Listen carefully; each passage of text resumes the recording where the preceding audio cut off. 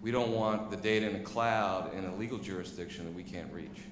So a lot of that comes down to also to accountability of where you're actually placing the cloud, if I can put it that way.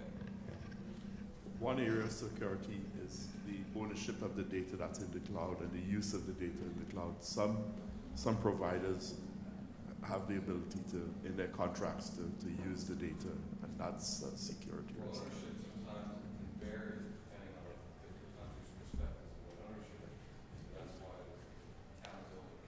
Yeah, and good, very good point.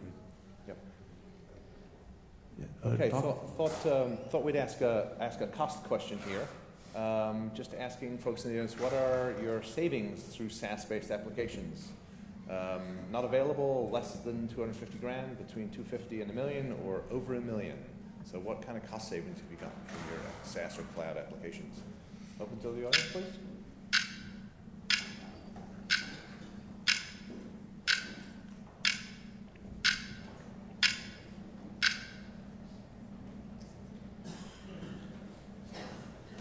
Okay, so other than all the folks who can't say, so it seems like we're sort of, nominally in sort of the 250-ish range. What do you guys think? Is that surprising? Is that because of lack of use? I think that's why it's like that. Yeah. Another interesting comment and thought process that's coming along because of SaaS is, due to SaaS, you can't capitalize any of your projects. You can't capitalize the hardware because now it's a service. So there are some companies who actually see it as a problem and they can't really get the benefit of going SaaS. Yeah. Do you think it's just, do you think it has also something to do with the fact that the savings are hard to measure? I know when I talk to a lot of companies, it's like we were able to implement in 6 weeks instead of 16 months, but how do I articulate the value of that? I'm not sure. The way I am looking at SaaS model is, I am the other way. Because some of the companies, they are thinking they don't want to keep any assets on their book. Okay? So then I think SaaS is the right model, because by carrying the assets, I don't know, their plan is not to keep any assets on the book. So that is why they are going with the SaaS model. So. That's a good point.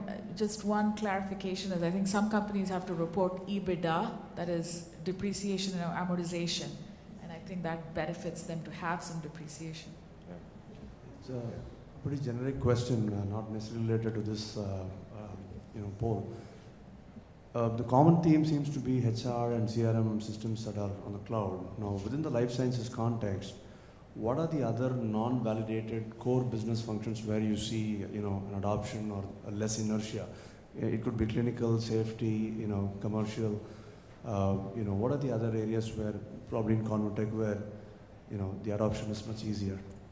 Sure, and that's a very good question because we're actually looking at that in my team. That's one of the things I'm trying to do is what are the other apps that I can take out. One of the interesting area we're looking at is e-learning, which is it falls somehow, if people in the life sciences know it, it's validated because training becomes a part of your regulation and your FDA audit.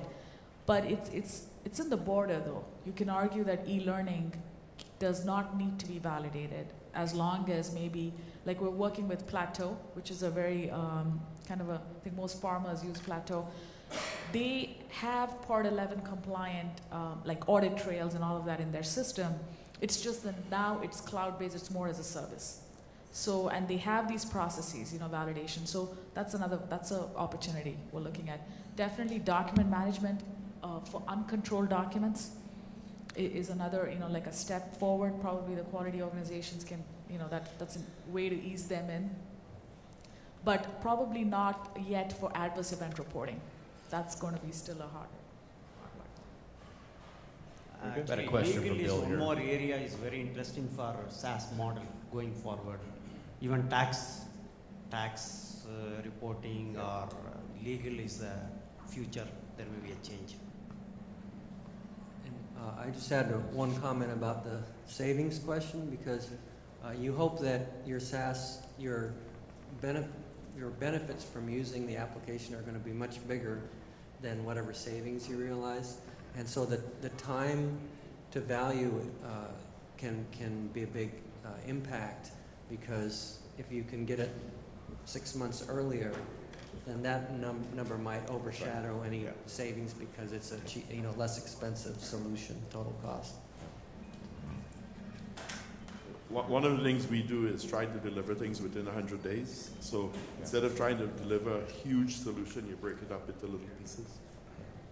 And one more, from Go Green concept, we are, from Panasonic point of view, we are looking this to reduce the footprints. So for a SaaS model.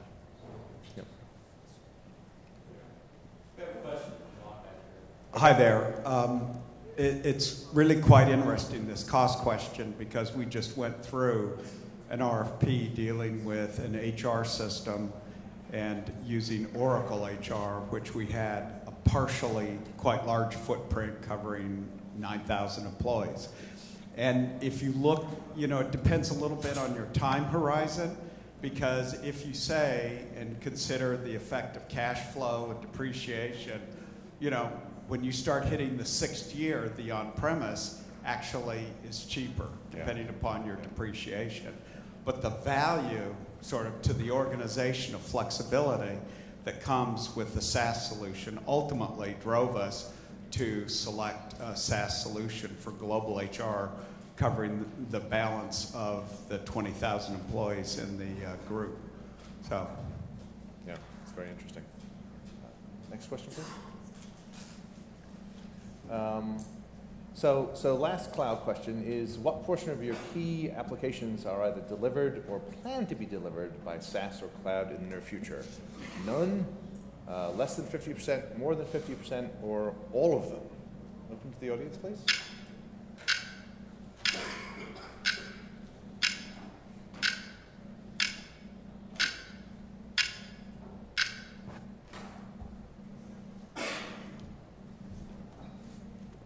Okay, so it's sort of somewhere between none and about a half, which I think is about where we see this from most surveys. I must confess, I still see a somewhat distressing percentage of people who don't know what cloud is even, but I think in this room we have a more sophisticated set of consumers. So what do you guys think? I mean, is that sort of in line with how your company thinks about SaaS or cloud? Okay. Yeah, definitely. I think that's right on the spot there, because I think, again, it shows the whole maturity, right, of industries and industry silos, I guess, segments.